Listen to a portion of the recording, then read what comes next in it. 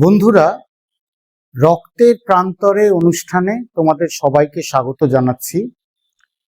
তোমরা যখন জীববিজ্ঞানের বইয়ের পাতাগুলো খোলো, মাঝে মাঝে মনে হয় যে এসব কি, এগুলো কি আছে, এগুলো তো বোঝা যাচ্ছে না।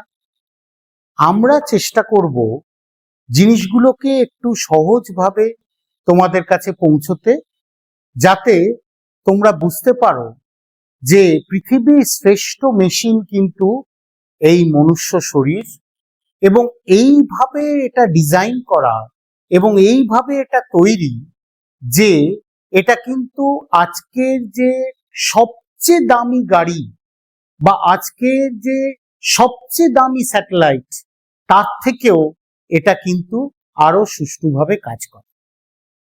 চলো আমরা আজকে রক্তের ব্যাপারে কিছু আলোচনা করি। কেউ বলতে পারবে যে শরীরে রক্ত তৈরি কবে থেকে হয়? আমরা জানি আমাদের শরীরের একটি উপাদান হচ্ছে রক্ত, এবং মানুষের রক্তের রং লাল। কিন্তু যেটা মজার ব্যাপার সেটা জানতে হবে যে এই রক্ত কিন্তু শরীরের সর্বত্র যায় বলে খুব প্রথম দিকে যখন একটি ফিটাসের হার্ট তৈরি হয়, ঠিক সেই রকম সময় কিন্তু রক্ত তৈরি হতে শুরু করে। কিন্তু তখন তো এদিকে পুরো শরীরটাই গঠন হয়নি, তাহলে রক্ত কিভাবে তৈরি হয়? আমরা যেটা বলে থাকি যে 6 সপ্তাহ নাগাদ এই যে ভ্রূণ ফিটাস, এর মধ্যে একটা ইয়ক স্যাক বলে জিনিস থাকে, তার মধ্যে কিন্তু রক্ত তৈরি শুরু হয়। এবার তাহলে জানতে হবে যে এই রক্তের মধ্যে কি কি উপাদান থাকে। রক্ত একটা জলীয় পদার্থ, তার মানে তার মধ্যে একটা তরল পদার্থ থাকবে যেটাকে আমরা বলি রক্তরস, আর কিছু কোষ থাকবে, সেল, যেগুলোর কাজ আছে নানা রকম, যেগুলো আমরা আজকে আলোচনা করব। তো এই রক্তরসটাকে আমাদের পরিভাষায় আমরা বলি প্লাজমা। হ্যাঁ, ফিজিক্সেও কিন্তু প্লাজমা আছে, প্লাজমা ফিজিক্স একটা আলাদা জায়গা, কিন্তু এটা হচ্ছে যে একদম জলের মতো নয়, তার থেকে একটু গাঢ় একটি পদার্থ। এবং এই পদার্থটি গাঢ় কেন হয়? কারণ এর মধ্যে কিন্তু কিছু কিছু প্রোটিন থাকে। সেই প্রোটিনগুলো কি কি? যেমন অ্যালবুমিন, গ্লোবুলিন, নানা রকমের ক্লটিং ফ্যাক্টর, এবং এরাই কিন্তু এই বাঁধনটাকে তৈরি করে। এবার আসি রক্ত কোষের ব্যাপারে। রক্তের রং লাল কেন? কারণ তার মধ্যে লোহিত কণিকা থাকে যার রং লাল। এবার তার রঙই বা লাল কেন? তার রং লাল কারণ তার মধ্যে থাকে লোহা। এবং তোমরা জানো যে আমাদেরও পশ্চিমবাংলায় বীরভূমে লাল মাটি পাওয়া যায়।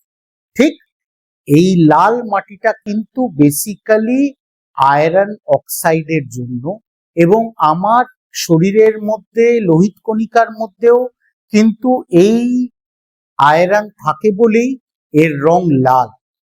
এবার তুমি বলবে যে তাহলে আয়রন ওখানে কি করছে? ওর তো একটা শক্ত জড় পদার্থ। না, ওর একটা অদ্ভুত ক্ষমতা আছে। ক্ষমতাটা কি জানো? ক্ষমতাটা হচ্ছে যে ও দরকার মতো অক্সিজেনকে নিজের পকেটে রেখে দিতে পারে, দরকার মতো সেটা ছেড়ে দিতে পারে, আবার এরকম ভাবেই দরকার মতো সে কার্বন ডাই অক্সাইডটাকে নিজের পকেটে রেখে দিতে পারে, আবার দরকার হলে ছেড়ে দিতে পারে। এবার এই পদ্ধতিটাকে আমরা আমাদের পরিভাষায় বলি অক্সিজেনেশন, ডিঅক্সিজেনেশন। এবার বলবে তাহলে অক্সিজেনটা কি কাজে লাগে? অক্সিজেনটা আমাদের শরীরের সর্বত্র প্রত্যেকটি কোষে কাজে লাগে, কারণ কোষগুলো বাঁচার জন্য তার এনার্জি প্রয়োজন হয়, এবং সেই এনার্জি তৈরি করতে গেলে তার কিন্তু অক্সিজেন লাগে। এনার্জি আমাদের শরীরের মধ্যে চারিদিকে জমা করে রাখা থাকে, আবার নতুন করে তৈরিও হয়, এবং তার কমনেস্ট ফর্ম হচ্ছে এটিপি। এটা তোমরা অনেকেই শুনেছো যে অ্যাডেনোসিন ট্রাইফসফেট।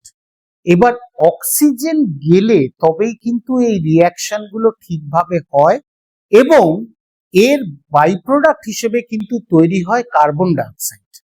সেই জন্য আমরা নিঃশ্বাসের মাধ্যমে অক্সিজেন নিই, সেটা বিভিন্ন জায়গায় ঘুরে বেড়ায় রক্তের মাধ্যমে, তারপর যখন সেটা কাজে লেগে যায় কার্বন ডাইঅক্সাইড তৈরি হয়, সেটা আবার রক্তের মাধ্যমে আমাদের লাংসে ফুসফুসে চলে আসে এবং আমরা সেটাকে নির্গমন করে দিই এবং সেইটাই আবার গাছেরা নিয়ে কিন্তু তারা আবার অক্সিজেন তৈরি করে ফটোসিনথেসিসে। এইভাবে আমাদের জীবন প্রক্রিয়া চলতে থাকে। তাহলে লোহিত কণিকা এটা দেখতে কিরকম? এটা কিন্তু পুরো গোল নয়, এইটা আমাদের মাথায় রাখতে হবে। কেন গোল নয়? কারণ আমাদের শরীরে আমরা যেটা হার্ট থেকে শরীরের নানা জায়গায় রক্ত নিয়ে যায় সেটাকে বলে আর্টারি, আর যেটা শরীরের নানা জায়গা থেকে হার্টে রক্তটা ফেরত নিয়ে আসে তাকে বলে ভেন। আর এই দুটোর মধ্যে একটা যোগসূত্র তৈরি করে খুব সরু সরু কিছু কিছু পাইপের মতো জিনিস, তাকে বলে ক্যাপিলারি। এবার এই এত বড় শরীরে কয়েকশো কিলোমিটার পাইপ লে করতে হলে অবভিয়াসলি মোটা পাইপ তো বেশি দেওয়া যাবে না। এবার যদি এই পাইপগুলো পাতলা হয় তাহলে একটা গোল বল সেখান দিয়ে যেতে কিন্তু অসুবিধা হবে। তাই জন্য ডিজাইনটাই এরকম ভাবে করা যে রক্তকণিকা গুলোকে আমরা বলি বাই কনকেভ। তার মানে হচ্ছে মাঝখানটা চাপা। কনকেভ মানে তোমরা জানো, কনকেভ মিরর তোমরা শিখেছো, তো সেইভাবেই করা। বাই কনকেভের সুবিধা হচ্ছে যে দুটো দিক ধরো এরকম ভাবে চলছিল, এবার দেখলো একটা সরু গলি, সেই এরকম হয়ে গেল, দিয়ে গলির মধ্যে দিয়ে গিয়ে বেরিয়ে গেল। এইভাবেই কিন্তু আমাদের লোহিত কণিকা গুলো তৈরি। আর তোমাদের মাথায় আসতে পারে যে তাহলে কত লোহিত কণিকা আছে শরীরে? সাধারণত একজন প্রাপ্তবয়স্ক লোকের শরীরে রক্ত থাকে 5 থেকে 6 লিটার। এইবার সেই লিটারটাকে আমি যদি ভাগ করতে থাকি, অর্থাৎ আমি যদি সেটাকে মাইক্রোলিটার করি, মাইক্রোলিটার মানে 10⁻⁻⁶, বোঝা গেল? তার মানে 1 লিটারের 1 মিলিয়ন্থ পার্ট। তাতে ইউজুয়ালি লোহিত কণিকা থাকে 45 থেকে 55 লক্ষ। তাহলে বুঝুন যে 1 লিটারে কতশো কোটি লোহিত কণিকা থাকে। তাহলে এই লোহিত কণিকা কি সারা জীবন বেঁচে থাকে? মানে একবার তৈরি হলো তো আমি যতদিন বাঁচবো ওরা বেঁচে থাকবে, তা তো নয়। কারণ কিছুদিন বাদে ওরা কিন্তু বুড়ো হয়ে যায়, আর ওরা কিন্তু বুড়ো হয় আমাদের থেকে অনেক আগে। ইউজুয়ালি ওরা 120 দিন বাঁচে, অর্থাৎ 3 মাস। তাহলে প্রত্যেক 3 মাসে আমার কিন্তু নতুন ফ্যাক্টরিতে কণিকা তৈরি না হলে তাহলে কিন্তু আমি রক্ত শূন্য হয়ে যাব, তাই না? তো সেই জন্যই প্রচুর পরিমাণে এই লোহিত কণিকা তৈরি করতে হয়। এবং কি পরিমাণে তৈরি করতে হয় সেটার একটা আন্দাজ তোমরা করতে পারছো যে আমার লাগবে 6 লিটারে কত হাজার কোটি লোহিত কণিকা। তো এইটা তৈরি করতে গেলে তাহলে শরীরের মধ্যে একটা বড় ফ্যাক্টরি আছে, নয়তো কোথায় তৈরি হচ্ছে? ফ্যাক্টরি গুলো কোথায়? বললাম ভ্রূণ অবস্থায় 6 সপ্তাহে ইয়ক স্যাকে তৈরি হয়। তারপর আস্তে আস্তে যখন শরীরের হাড়গুলো তৈরি হয় তার মধ্যে মজ্জা আছে, যেটা আমরা আমাদের পরিভাষায় বলি বোন ম্যারো। সেইখানে কিন্তু এটা তৈরি শুরু হয় এবং আমাদের বয়স যত বাড়তে থাকে, প্রথমত আমরা পৃথিবীতে ভূমিষ্ঠ হলাম, তারপর আস্তে আস্তে বড় হলাম, তখন আমাদের শরীরে যেগুলো সো কল্ড ফ্ল্যাট বোন আছে, অর্থাৎ চ্যাপ্টা মতো হাড়, তার মধ্যে যে মজ্জা আছে সেখানে তৈরি হয়। এবং আমাদের শরীরে যে লম্বা লম্বা হাড় আছে, তোমরা কিছু হাড়ের নাম জানো, যেমন ফিমার, ঠিক, একটা লম্বা পায়ের সবচেয়ে গুরুত্বপূর্ণ হাড়, বা হিউমারাস, এগুলোতে তৈরি হয় কিন্তু মেইনলি তৈরি হয় আমাদের এই যে পেলভিক ক্রেস্ট বা এই যে রিবস বা এই যে স্টার্নাম এর মধ্যে।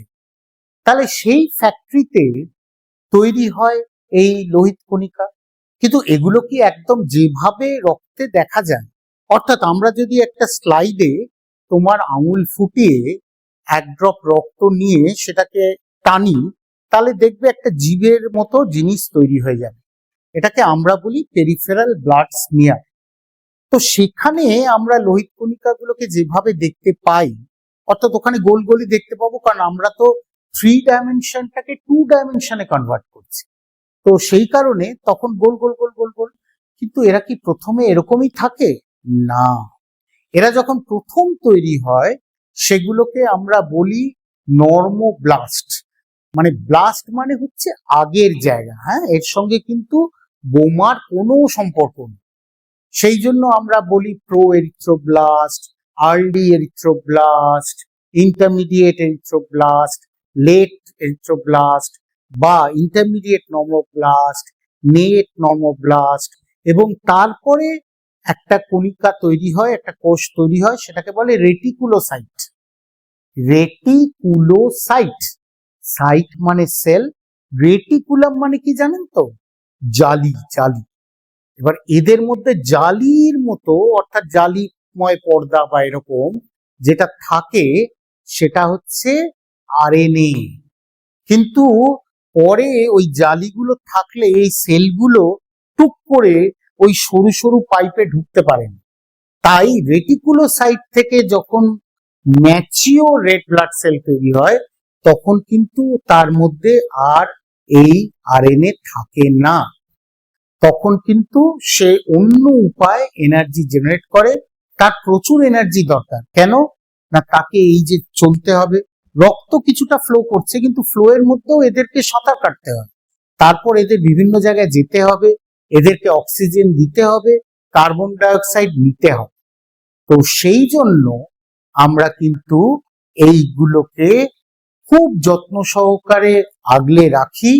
এগুলো ফ্যাক্টরি থেকে তৈরি হয়ে বেরিয়ে আসে এবং এগুলো যাতে ঠিক থাকে তার জন্য কিন্তু শরীরের বিভিন্ন জায়গায় সমস্ত ওয়াচ টাওয়ার বসানো আছে, যারা দেখে যে এরা ঠিকঠাক কাজ করছে কিনা।